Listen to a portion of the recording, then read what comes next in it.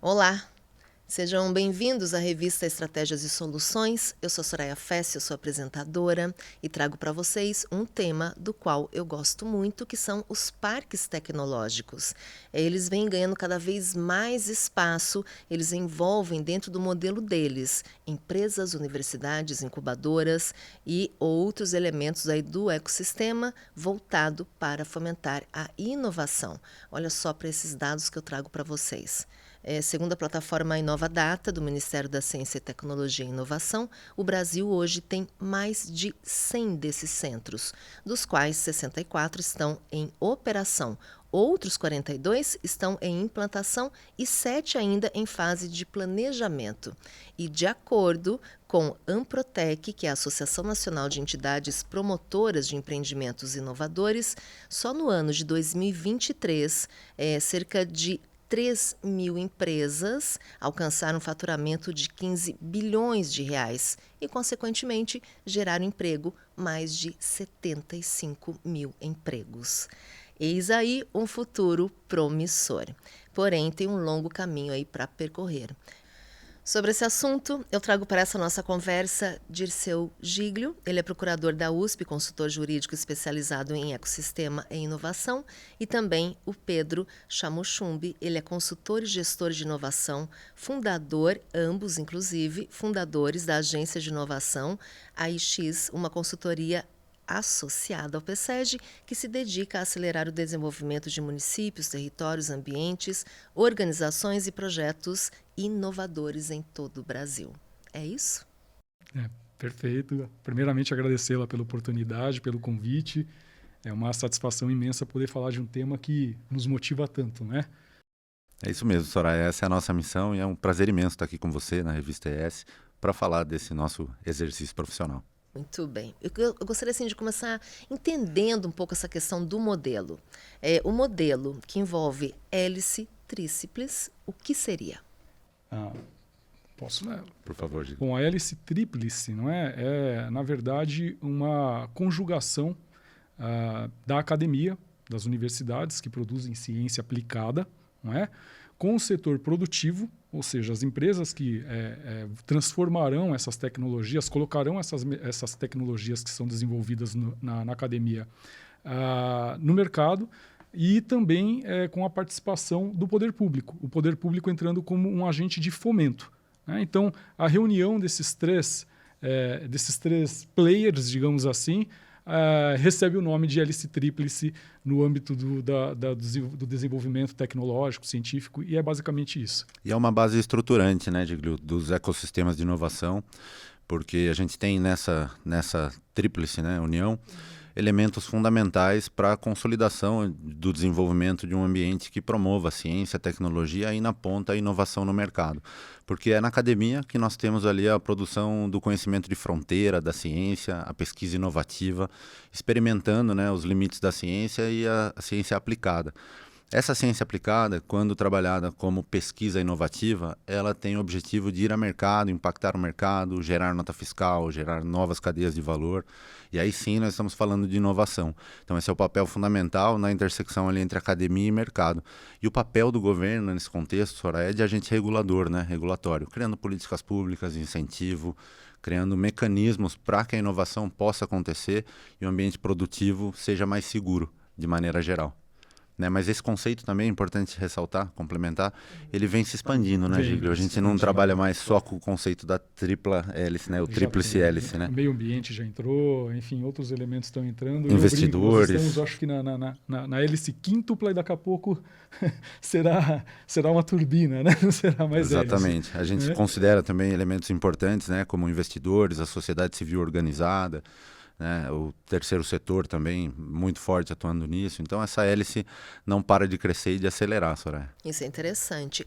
Agora, como é que é a vocação desses parques no Brasil?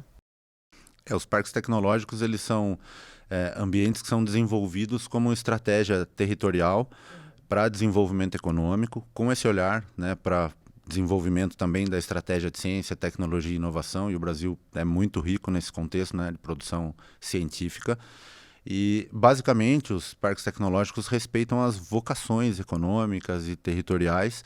E aí, nesse contexto do extrato nacional, o Giglo pode explorar um pouco mais, né, Giglo? Tem uma questão interessante, Soraya, que é o seguinte, a própria concepção do que vem a ser um parque tecnológico, né? Eu acho que esse elemento ele é bastante interessante. Eu tive a oportunidade de trabalhá-lo por ocasião do desenvolvimento da minha dissertação de mestrado. Na minha dissertação de mestrado, eu estudei a modelagem jurídica de parques tecnológicos no Brasil. Nós tínhamos poucos estudos a respeito do tema e havia, inclusive, uma carência em termos de conceituação, né, o que vem a ser um parque tecnológico, né?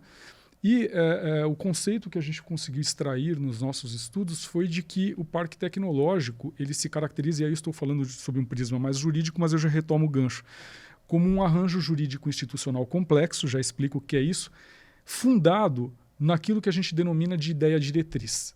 Então, a ideia diretriz é aquilo que anima a existência de um parque tecnológico, é aquilo que faz com que ele exista, não é? E essa ideia diretriz, ela é basicamente o quê? Qual é a percepção daquela determinada sociedade local em relação às perspectivas econômicas, não é? Por exemplo, Piracicaba. Piracicaba é uma cidade que ela tem uma ligação histórica com o agronegócio, não é? Então a ideia diretriz é, bom, vamos montar um arranjo de inovação, não que ele esteja limitado a isso, mas vamos montar um arranjo de inovação que esteja intimamente ligado com essa vocação da cidade ou a vocação regional, né? Então a ideia diretriz é isso. Partindo dessa ideia diretriz, você tem efetivamente a estruturação do arranjo, e aí, evidentemente, que é uma construção jurídica. E por que eu falo que é um arranjo jurídico institucional complexo, né? Vamos sair um pouquinho do juridiquês, para quem nos ouve, né, ter aí uma percepção maior. Porque, na verdade, o que é um parque tecnológico? Nós temos diversas pessoas jurídicas reunidas num mesmo local físico, pessoas jurídicas que podem ser de direito público, de direito privado, empresas, o Estado, universidades públicas, universidades privadas, laboratórios, todas reunidas no mesmo local, sob essa égide, né, da ideia diretriz, para desenvolver novas tecnologias que serão colocadas no mercado.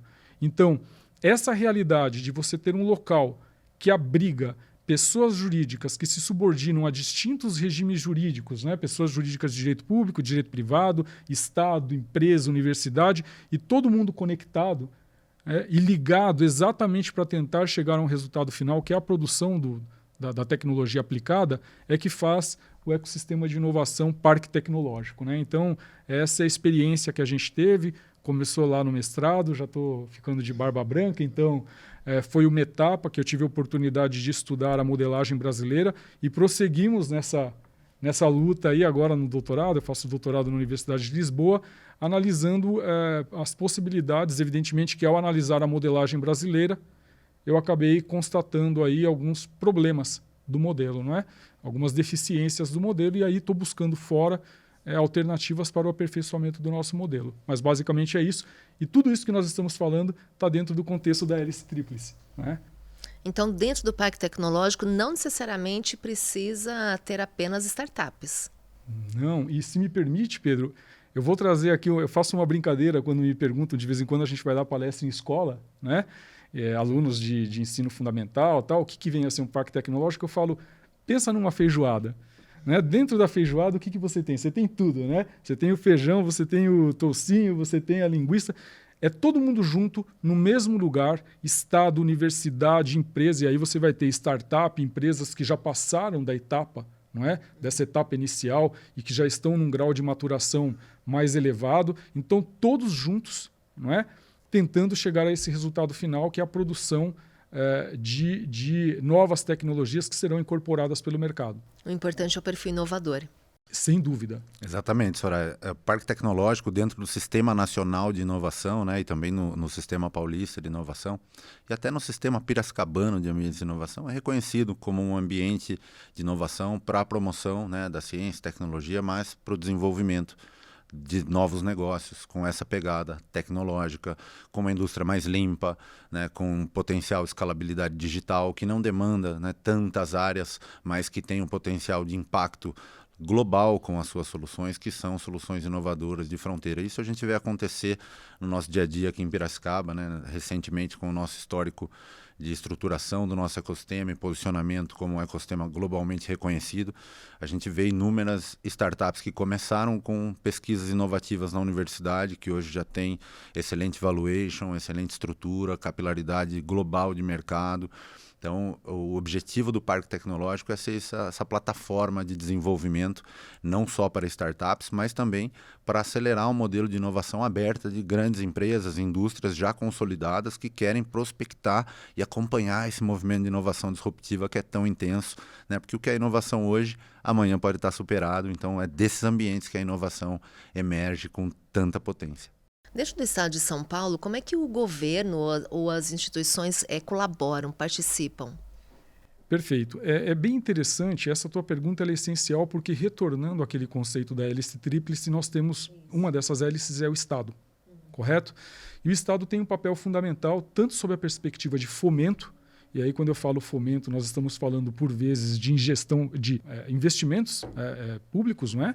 E também um aspecto regulatório. Né? Então, assim, incentivos diretos e indiretos. Né? Portanto, o papel do Estado é fundamental como um agente de fomento dessas atividades. Né? Sob a perspectiva regulatória também é bastante interessante. Nós temos ainda uma carência no Brasil daquilo que eu chamo de uma organização federativa desses arranjos, porque o Brasil é uma federação. Então, nós temos a União Federal, os estados, os municípios e o Distrito Federal. A Constituição Federal não disse quem pode criar esses parques tecnológicos. Ela não fala, olha, compete ao Estado criar o parque tecnológico, compete ao município criar o parque tecnológico. Na medida em que ela não falou, quem pode, todos podem. O que acontece? Quando todos podem, nós começamos a ter aí uma visão por parte dos agentes públicos, muitos, no sentido de que é interessante ter na minha cidade um parque tecnológico, porque assim eu consigo diversificar minha economia, gerar melhores empregos e tal. E aí existe um primeiro ponto que eu diria que é uma luz amarela. Tá? Por quê? Porque, na verdade, para que haja um ecossistema de inovação, nós temos a necessidade de alguns elementos, alguns requisitos que não estão presentes em todos os lugares. Né? Então, você tem que ter, de início, academia. Você tem que ter universidade de ponta que produz ciência aplicada. Sem isso, você não tem inovação, correto? Na outra ponta, é muito importante que você tenha empresas de grande porte que demandam a tecnologia, ok? Ou seja, o mercado consumidor, digamos assim, daquela determinada tecnologia. E nesse meio de caminho, uma terceira camada, exatamente o ecossistema de inovação, as incubadoras, para que o aluno daquela universidade possa montar a empresa dele numa incubadora. E aí, na última etapa dessa escala, você vai ter um parque tecnológico. Onde que entra o papel do Estado aí? Né? O Estado ele tem um papel fundamental, tanto de fomento, de investimento, né? Nessas estruturas, que por vezes demandam aí, área física, edificações, tipo com laboratórios, ambientes coworking. E de regulação. E é aqui que nós caímos num certo problema, porque como nós não temos uma previsão constitucional de quem pode criar, todos podem criar, todos querem criar, e compete ao Estado, portanto, no plano regulatório, criar mecanismos para que a gente não tenha uma dissipação de recursos públicos.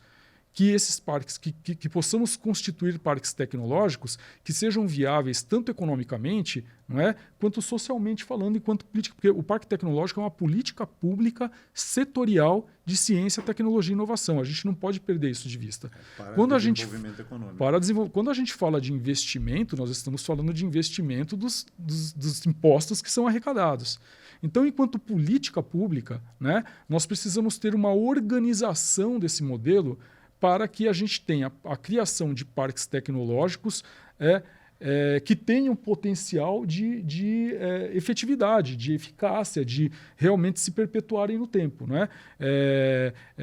Dizer, não adianta você querer criar um parque tecnológico numa cidadezinha de 2.000 habitantes que não tem uma universidade, que não tem uma empresa de grande porte, não vai dar certo. Né?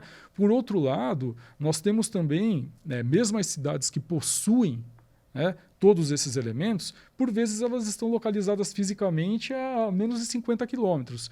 E isso gera um problema. Por quê? No mais das vezes, o Estado ele entra também, dentro dessa perspectiva do fomento, dando benefícios fiscais e estrutura física. E aí você começa a ter uma guerra entre os municípios. O modelo que nós temos de política pública não é um modelo cooperativo, ele é um modelo competitivo. Piracicaba está brigando com Sorocaba, com Rio Claro, com Campinas, por empresas, certo? E aí entra o papel exatamente do Estado no sentido de regular e permitir, digamos assim, possuir mecanismos que gerem parques tecnológicos com vocação regional, tal, mas que sejam viáveis. Então, por exemplo, será que a gente precisa de 10 parques tecnológicos numa única região que tem uma vocação? Será que não seria mais interessante que aqueles municípios lindeiros, próximos, todos eles trabalhassem em conjunto para constituir um parque tecnológico? E aí a briga vai ser em qual cidade fica, não é? Mas construir um parque tecnológico que seja viável e que gere oportunidades para todos os habitantes daquela determinada região, esse é o estudo que eu continuo fazendo em Lisboa, né? Porque a gente tem esse problema, um problema de falta de articulação federativa, e aí você tem dissipação de recursos públicos, e um outro problema que talvez a gente possa falar mais adiante, que é a própria modelagem dos parques, né? A modelagem jurídica dos parques, que acaba recebendo aí acaba tendo um funcionamento um pouco mais dificultado, digamos assim, por força de uma participação estatal muito grande no funcionamento desses arranjos, né? O Estado ele entra financiando, mas ele, por ter dinheiro público acoplado nisso, e se trata de uma política pública, portanto haverá dinheiro público, a forma de manuseio desse recurso se dá como se fosse o Estado. Então precisa comprar alguma coisa, é uma licitação, torna tudo um pouco mais moroso, né? Mas talvez a gente tenha oportunidade de desenvolver isso ao longo da... E para complementar, né, no contexto do Estado de São Paulo, vale muito a gente valorizar aí o trabalho do governo do Estado pela Secretaria de Desenvolvimento Econômico e a Secretaria de Ciência, Tecnologia e Inovação, que é quem regulamenta, né, o Sistema Paulista de Ambientes de Inovação, o SPAI, e também o Sistema Paulista de Parques Tecnológicos. Então, para essa confusão não acontecer no Estado de São Paulo, o governo tem a sua regulação, que é um processo de credenciamento de parques tecnológicos. Então, os municípios que têm interesse, né, em desenvolver seus parques tecnológicos ou que já têm alguma estrutura de inovação, Soraya, podem acabar submetendo isso ao Ministério de Ciência e Tecnologia e ao Estado de São Paulo, né, para fazer essa regulamentação. Hoje nós temos parques tecnológicos no Estado que estão em implantação, que já estão desenvolvidos, como é o caso de Piracicaba, que tem um parque tecnológico reconhecido como maduro. Então, o Estado de São Paulo, nesse contexto nacional, sem dúvidas, é um grande destaque. E hoje o Ministério de Ciência, Tecnologia e Inovação tem feito esse esforço para levar também esse modelo de desenvolvimento socioeconômico, né, de maneira geral, para diversas regiões do país que ainda são deficitárias na sua estrutura de desenvolvimento aí da inovação, da ciência e tecnologia, pela ausência de centros de inovação tecnológica, de hubs públicos, de parques tecnológicos.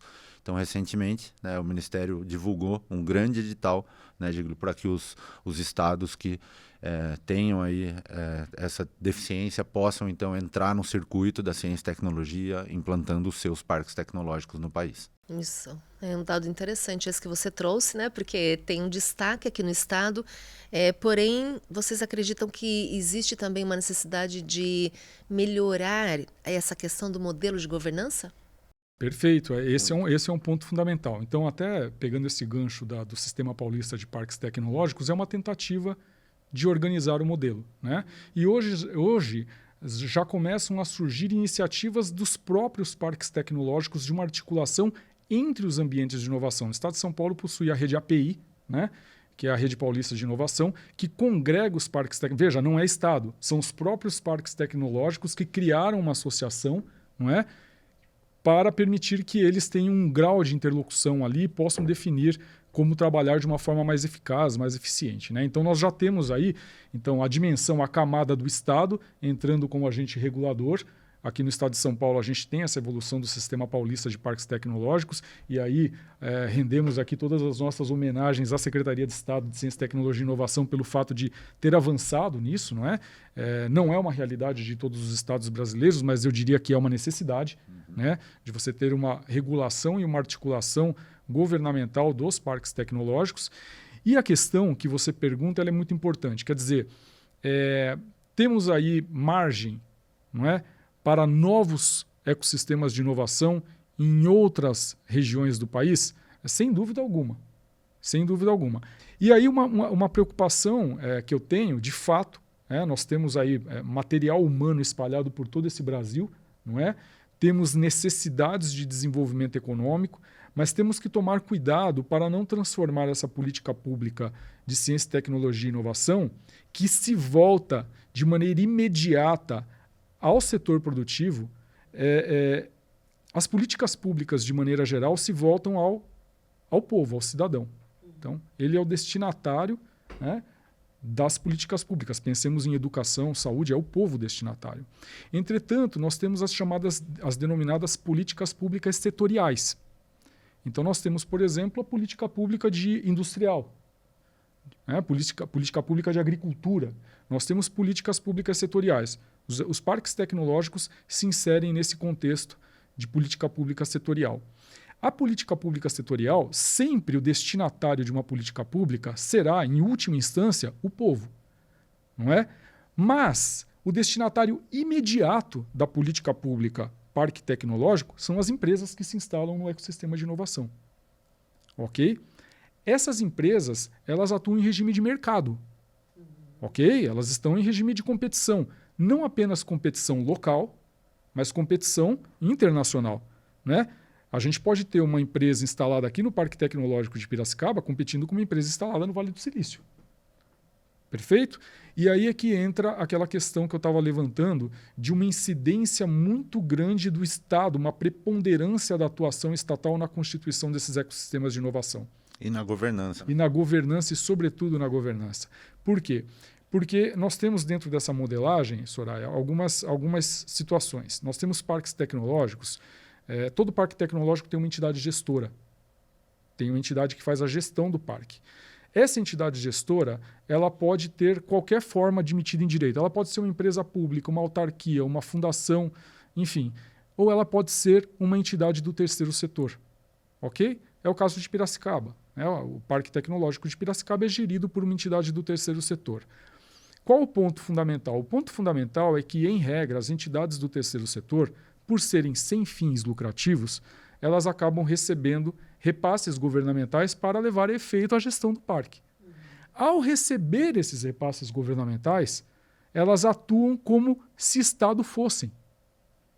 Elas não têm, evidentemente que uma entidade do terceiro setor não estará obrigada a realizar uma licitação, tal como uma autarquia estadual, né? Mas ela estará obrigada a fazer um processo de compra que não é uma licitação, mas é um processo um pouco mais demorado, um pouco mais complexo do que o processo de compra de uma empresa privada. Isso porque ela está operando dinheiro público, né, gente? Ela está operando dinheiro público. E aí vem um ponto de alerta, que a empresa que está dentro do parque, ela necessita dos serviços que são prestados pela entidade gestora. E se o tempo de resposta da entidade gestora for um pouco mais lento, isso pode impactar a competitividade da empresa que está dentro do parque e que depende daquele serviço para levar a efeito a atividade dela. Só que esse tempo, essa demora, de repente a empresa que está sediada no Vale do Silício, ela não tem. Exemplo, sou uma empresa, preciso de uma banda larga, super potente, estou dentro de um parque tecnológico. Vale do Silício, vou mandar um e-mail, em 20 minutos a banda larga está instalada, né? Agora, aqui, a entidade gestora ela vai ter que fazer um processo de compra um pouco mais lento, um pouco mais demorado. Tomada de preço. E aí o que acontece? Esse tempo, né? Time's money, não é verdade? Então, esse tempo pode impactar o resultado. E daí exatamente nós estarmos hoje trabalhando aí em diversas iniciativas, não é? Para o aperfeiçoamento dessa modelagem de gestão, de tal forma que as entidades gestoras, o prédio, enfim, a estrutura pode ser criada pelo Estado, mas é importante que a gestão ela se dê da forma, digamos assim, de uma forma mais destravada, mais célere, mais eficiente, né? E aí o importante é que não haja, de certa forma, assim, um repasse de recursos públicos para fins de custeio. Sim, né? E é um modelo que a gente acredita muito, né, Giglio? Nós temos trabalhado isso na Agência de Inovação como, né, um modelo de atendimento consultivo e de desenvolvimento estratégico para esses territórios de inovação, onde, né, com toda essa expertise do Giglio, nós fazemos, né, uma due diligence jurídica do ecossistema de inovação, do parque tecnológico, modelo de governança, e a partir desses diagnósticos nós oferecemos uma nova modelagem, onde nós trabalhamos um modelo de gestão empreendedora desses parques tecnológicos. É aí que vocês entram. Exatamente, porque um parque tecnológico eficiente, Soraya, ele está cheio de empresa, né, se desenvolvendo tecnologia de ponta. E um parque tecnológico ele tem que oferecer muito mais do que infraestrutura física para as empresas se instalarem. Ele tem que ser um ambiente de infraestrutura física, sim, que, né, permita a sinergia e a troca ali, a chamada fricção intelectual, né, entre essas startups e empresas, para que elas possam compartilhar os seus desafios, oportunidades de inovação. Mas é preciso que esses parques tecnológicos ofereçam também serviços de apoio à inovação, né? Apoio ao desenvolvimento de projetos de pesquisa, aplicação em editais, serviços de suporte de mentoria, apoio à propriedade intelectual, essa consultoria inteligência jurídica em inovação permanente. E tudo isso, né, junto com a receita dos aluguéis, a exploração de eventos, tem plena condição de sustentar um modelo de gestão empreendedora onde o poder público não precise repassar recursos que podem estar sendo destinados à educação, à saúde, a outras áreas de infraestrutura que são até mais urgentes, né, do que um parque tecnológico além do seu período de desenvolvimento inicial. Porque muitas vezes é preciso um recurso público, um fomento, claro, para o desenvolvimento estrutural, para a consolidação dos primeiros anos do parque tecnológico, para que ele possa atingir ali a sua viabilidade, o seu ponto de equilíbrio, até que ele tenha receita para sustentar a entidade gestora e também sustentar as ações de fomento sem depender de recurso público. E é esse o modelo que nós estamos propondo e desenvolvendo para diversos territórios, né? Além, né, o nosso encontro foi muito importante. Eu tive na minha experiência aqui em Piracicaba, na Secretaria Municipal de Desenvolvimento Econômico, Trabalho e Turismo, onde, né, participei dessa direção local aqui do ecossistema de ciência, tecnologia e inovação, com mapeamento, evolução, né, do arcabouço legal para o ecossistema de inovação. E o meu encontro com o Giglio foi justamente fazendo algumas consultas sobre a situação regulatória aqui do território. E aí a minha experiência em ativação desses ambientes se complementa a essa experiência do Giglio que prepara juridicamente o ambiente, remodela e reformula a gestão para que possa haver eficiência, aplicação de recurso, desenvolvimento das startups em estágio inicial, porque um parque tecnológico que tem excelentes salas para alugar, mas que espera as empresas estarem prontas e terem condições de alugar as suas salas, né, ele ainda precisa de suporte e ações anteriores para tornar um ambiente mais atrativo e fluido para as empresas. Desse trabalho que vocês estão realizando, tem algum case que vocês possam exemplificar para a gente? Tem um case muito bacana, né, que é o próprio PSEG, não é? Eu sou muito amigo do professor Pedro, né? Eu estou aqui em Piracicaba já há 15 anos e num desses almoços com o professor Pedro, ele manifestou a preocupação dele. Enfim, o PSEG era um programa de extensão da Universidade de São Paulo, né? Eu sou procurador lá na Universidade de São Paulo. E ele manifestou a preocupação, o PSEG à época já tinha um número de colaboradores grande, ele manifestou a preocupação de, olha, Giglio, eu vou me aposentar, eles me chamam pelo sobrenome, né? Vou me aposentar e estou preocupado, né? Como que o programa terá continuidade? Hoje nós temos diversos colaboradores, pessoas que dependem disso. Eu falei, professor, eu acho que o senhor pode constituir uma associação. E, bom, né? Tá aí, né? Então eu tive inclusive a grata satisfação de participar da elaboração junto com uma equipe, evidentemente. Isso a gente não faz sozinho, nada disso é feito sozinho, não é? Participar da elaboração do próprio estatuto do Instituto. E o segundo momento, então a existência jurídica se deu com a elaboração do estatuto e o seu registro, não é? E o segundo momento foi a construção da sede. E eu falei, a inovação ela está na região do Parque Tecnológico. E cá está o prédio. E a sede ela está construída numa área pública. Então é um case aí de público-privado e de parque tecnológico, de tudo isso que a gente está conversando aqui, que se materializou. Hoje eu acho que a gente está aqui com mais de 500 colaboradores numa sede, né, que é referência para todo o estado na área de tecnologia e tal. Então, respondendo objetivamente a tua pergunta, o PSEG é esse case, né? E hoje nós estamos dando mais um passo importante também para o PSEG, né? Fizemos com a Agência de Inovação a aplicação do credenciamento do PSEG junto ao Ministério da Ciência, Tecnologia e Inovação como ICT, o Instituto de Ciência e Tecnologia, né? Que é um elemento importante do Sistema Nacional de Inovação. E hoje nós, como Agência de Inovação, atuamos, né, como uma espécie de núcleo de inovação dentro do PSEG, nesse processo de desenvolvimento das estratégias, né, de prospecção de editais, captação de recursos, parcerias institucionais importantes. Também nos relacionamos com áreas estratégicas de eventos sociais, né, faculdade, digo também docente aqui na Faculdade PSEG. Então nós temos essa interface. E aí no contexto de parques tecnológicos, hoje nós estamos negociando com algumas praças do desenvolvimento desses ambientes.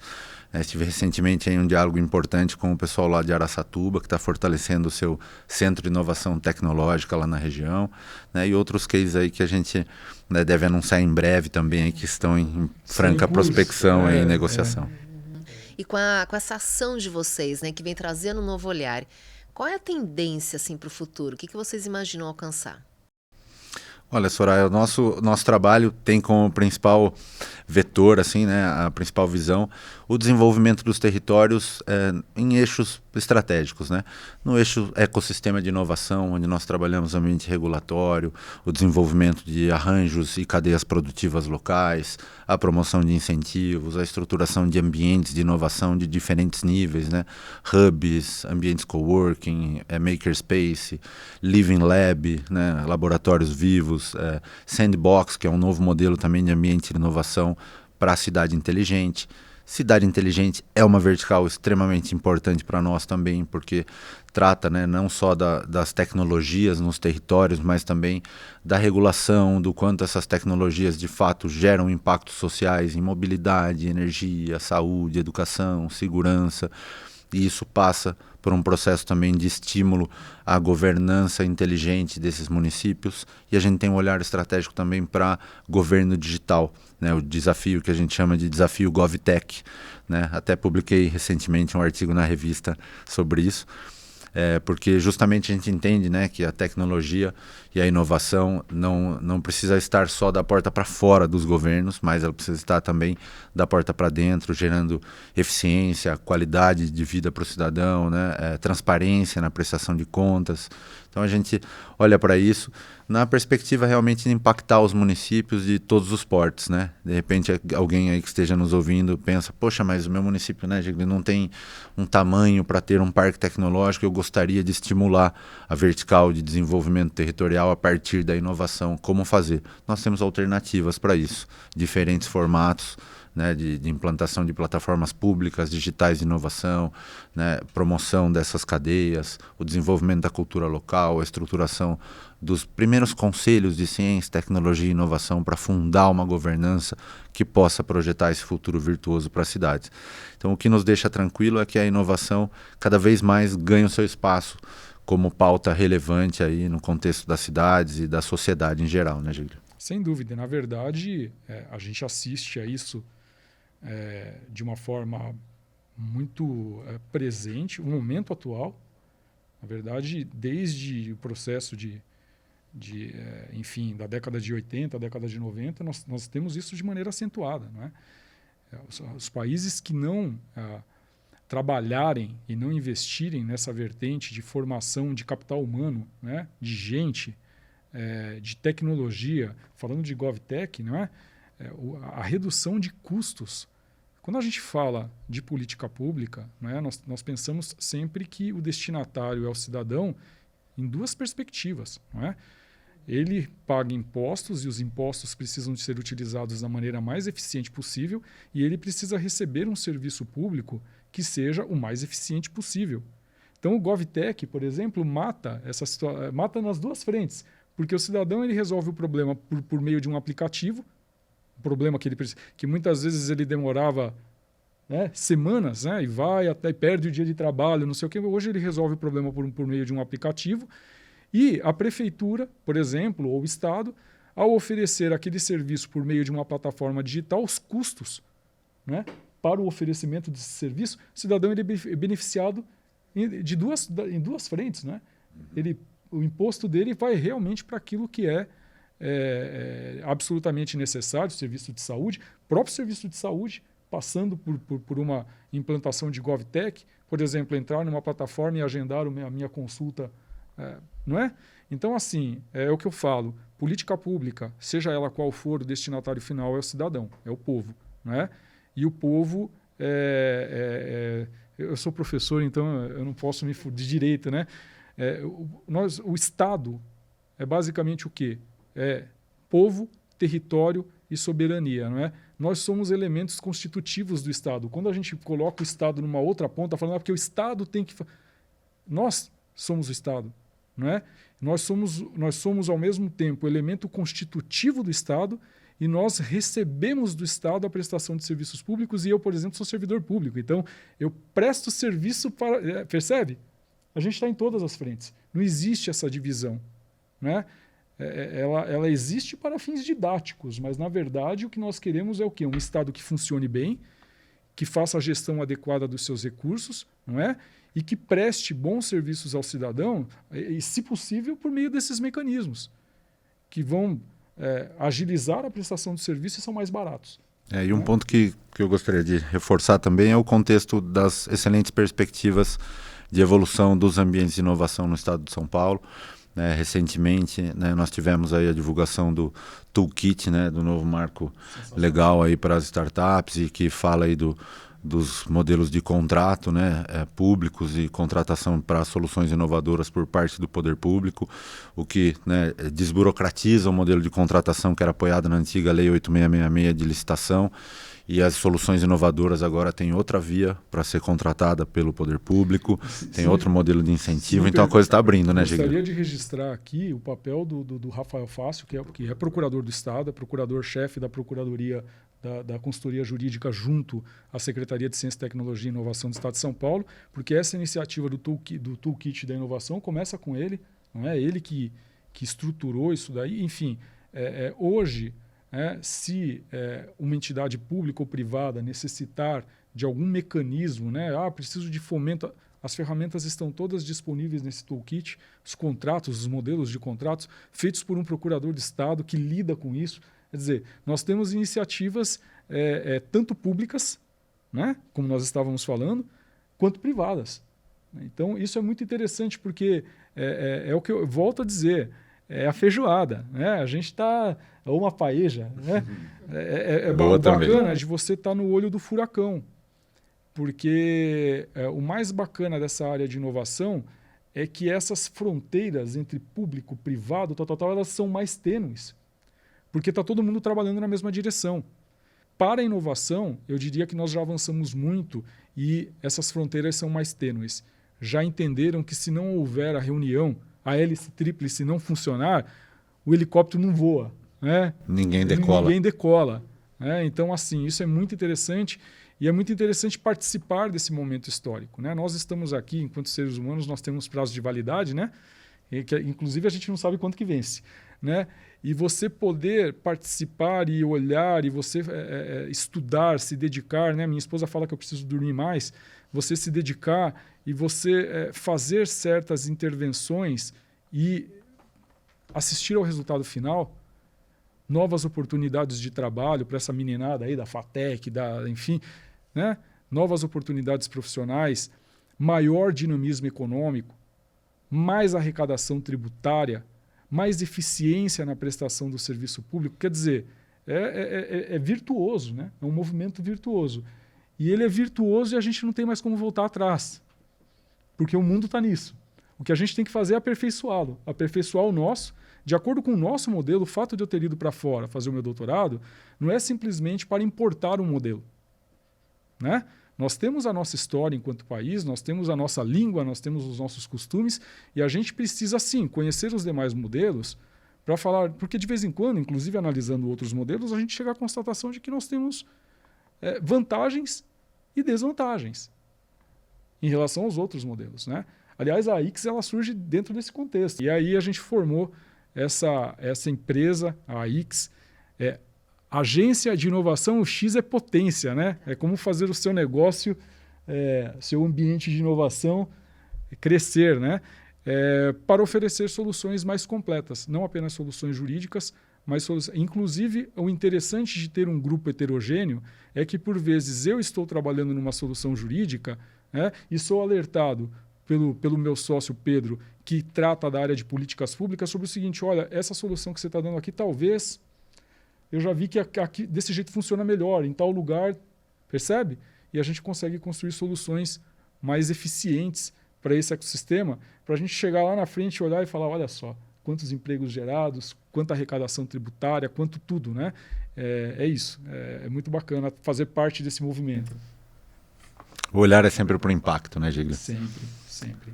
Isso realmente é muito bom. Olha, vocês trouxeram muitas riquezas aqui para essa conversa, teve um entendimento maravilhoso. E eu vou encerrar pedindo para que vocês estimulem as pessoas, as empresas, as startups a participarem. Qual seria a mensagem que vocês deixariam para elas? Soraya, acho que a mensagem que eu posso deixar é para que as organizações se conectem nos seus ecossistemas de inovação. Um ecossistema de inovação ele ganha muita potência quando esses diferentes atores se conectam em complementariedade. Um ecossistema de inovação é aquele que fornece uma linha de desenvolvimento que vem desde as escolas técnicas, instituições de ensino, incubadoras, hubs, agentes de fomento. E é muito importante que esses atores se conheçam e colaborem entre si para que esses ambientes possam, de fato, ser ambientes favoráveis, seguros ao desenvolvimento da inovação. O que nós vemos, né, é que excelentes territórios, por não acreditarem na inovação, acabam perdendo os seus jovens profissionais recém-graduados, né, com um êxodo profissional muito grande pela falta de oportunidade, que muitas vezes está ali no território e só precisa ser organizada, comunicada, disponibilizada, né, tornar-se acessível. Então, o meu chamado é para que as empresas, as organizações, os governos também se unam nesse esforço, se aproximem das instituições de ensino, criem condições, favoreçam os desafios, promovam a cultura de inovação. A gente sabe, né, Soraya, aqui no PSEG a gente valoriza muito isso, né, e no Brasil isso é extremamente urgente, é só a educação que vai mudar o jogo. Né? É isso aí. Então, quem quiser, de fato, acreditar na inovação e no futuro da inovação, não basta olhar para a inovação que está pronta, né? Porque a inovação, de fato, ela não está pronta, ela está em desenvolvimento. Né? Então, a gente precisa se aproximar dos nossos jovens, dos territórios educacionais e fazer essa hélice acelerar, né, Giglio? É uma pergunta filosófica essa, né? Para finalizar, eu vou deixar a seguinte reflexão. Quando a gente fala em ciência, tecnologia e inovação, nós estamos falando no ápice do processo educacional. Então, o recado que eu deixaria aqui, não apenas para as empresas, né, como bem pontuou o Pedro, está absolutamente correto, mas eu deixo um recado aqui para a sociedade civil. E quando eu falo sociedade civil, eu estou falando você que está em casa nos ouvindo, né, nos assistindo, e também para os governos, de que sim, precisamos olhar para as políticas de ciência, tecnologia e inovação. Esse é o nosso papel. Estamos todos aqui trabalhando 24 horas por dia nessa direção, mas precisamos também voltar os nossos olhares para a educação fundamental. Né? O Brasil ele não se transformará numa potência científica e tecnológica se continuarmos tendo uma educação à base de... Eu sou filho de professor e neto de professor e sou professor. Se continuarmos tendo uma educação à base de LOAS e GIS. Tá?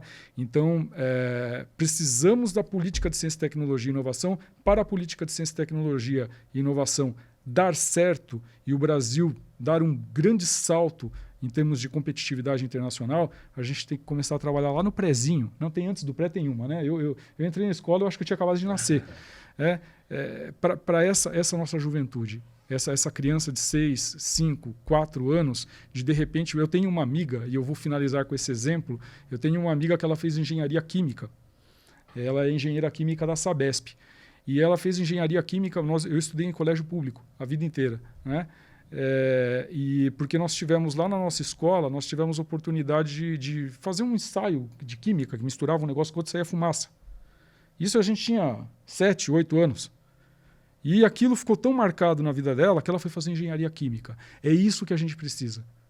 De uma escola, a sociedade se apropriar novamente da escola, a escola passar a ser o centro, né, de congregação de toda a sociedade, e quando eu falo de toda a sociedade, eu estou falando da sociedade civil, do poder público, para que esse aluno ele possa se transformar amanhã num empreendedor na área de tecnologia, desenvolvendo tecnologias diferenciadas que vão gerar um impacto não apenas para ele enquanto empresário, mas para toda a sociedade, colocando o Brasil num outro patamar em termos de competitividade global. É isso que a gente espera.